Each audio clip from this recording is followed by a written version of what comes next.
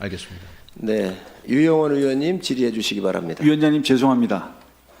방금 김민석 의원님께서 말씀하신 중에 정말 사실이 아닌 걸 자꾸 말씀하시는 거에 대해서 제가 간단하게 좀 정정을 좀 드리고 싶습니다. 네, 하시죠.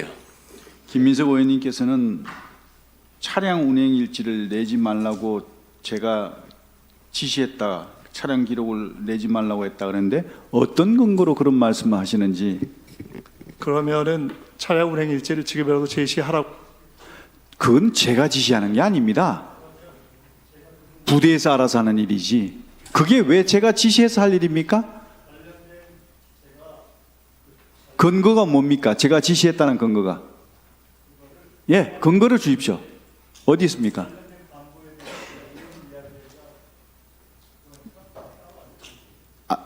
예, 반드시 알려주십시오. 근거가 없이 그렇게 하시는 것은 전 용납할 수 없습니다.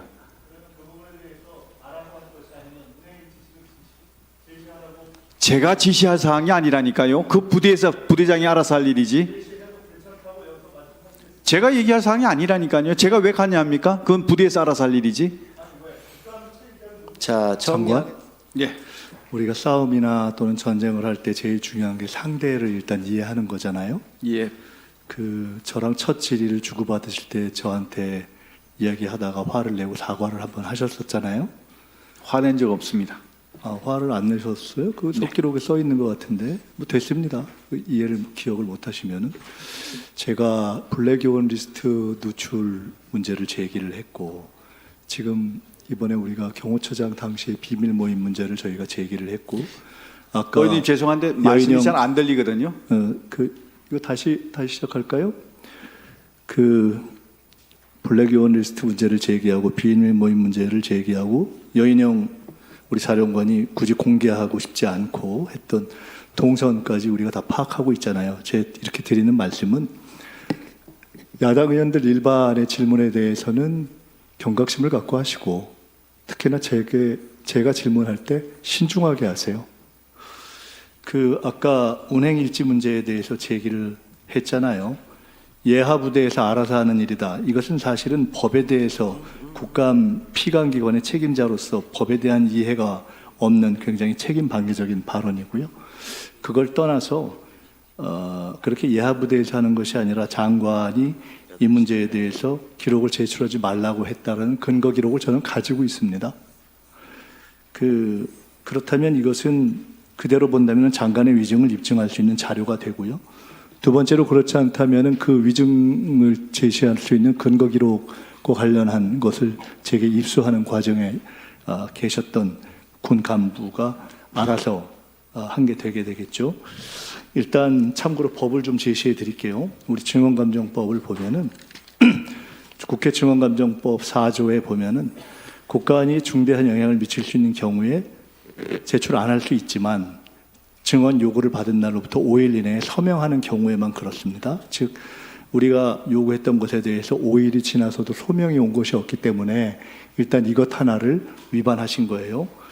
두 번째로는 14조를 보면은 선서한 증인이 허위 진술을 할 경우에는 1년 이상 10년 이하의 징역에 취하는데요.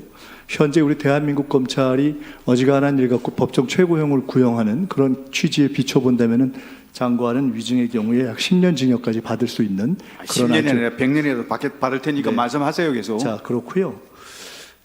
또 하나 또 참고로 말씀드릴게요. 그런데 그 경우에 마지막 항에 국정조사를 종료하기 전에 자백할 경우에는 감경하거나 면제할 수 있다 하는 제가 조항까지 말씀을 드립니다. 이거 한 1, 2분만 더 주십시오. 앞에 잘 안 들린다고 했기 때문에.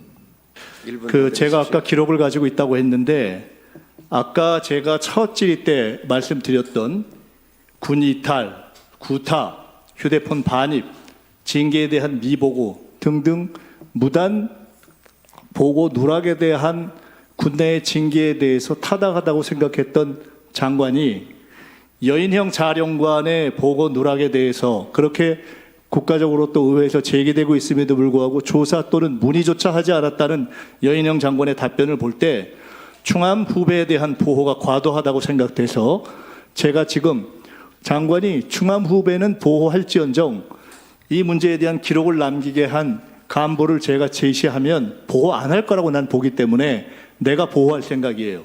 그래서 제가 갖고 있는 근거를 위원장, 양당 간사, 장관 저 다섯이서 확인한 후에 이것을 처리할 것을 저는 제안하고요.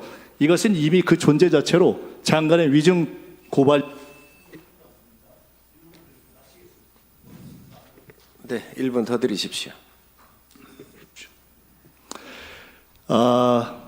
계엄 문제를 제가 제기했는데 조사에 의하면 여론조사에 의하면 가장 보수적이라고 하는 데일리안도 팽팽 그렇지 않은 조사의 경우에는 가능성이 있다는 공감이 50%가 더 넘습니다. 저는 이 이후에 김영현 장관이나 여인형 사령관의 이 흐리멍텅한 대처가 저는 국민들의 의혹을 합리화시켰다고 보고 있습니다. 장관은 그간 인사청문회 때 제가 질문했을 때 계엄은 가능하지도 않고 본인의 의지도 없다 이렇게 얘기했죠. 지금도 마찬가지죠. 답변하세요.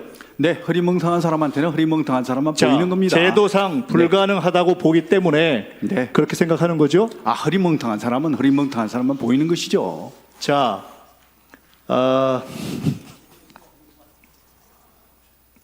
말씀하세요.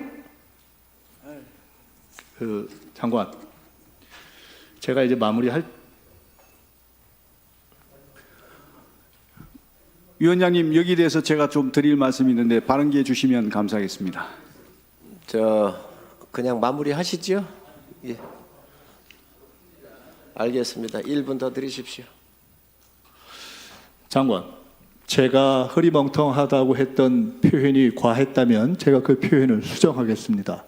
장관과 여인형 사령관의 적절치 않은 언행이 이러한 저의 문제 제기와 계엄에 대한 국민들의 과반 이상을 넘는 공감을 가지고 있다고 봅니다. 그것이 이상하시면 국방부나 방첩사에서 한번 여론조사 해보세요. 그리고 저는 충암파 연고주의를 뿌리 뽑겠습니다. 적당히 끝내지 않을 겁니다. 특검, 국조, 필요하면 상설 특검까지 제시하겠습니다. 그리고 한 가지만 끝으로 말씀드리겠습니다. 장관이 민주주의 하에서 문민 장관은요, 여러 가지 견제와 공세에 대해서 품격을 지키면서 군을 대변하는 것입니다. 오늘 보였던 여러 가지 발언, 차지철, 또 비하 발언 등등 여러 가지가 본인을 비하한 것이 아니라 어떠한 공격이 있어도 스스로가 대변하고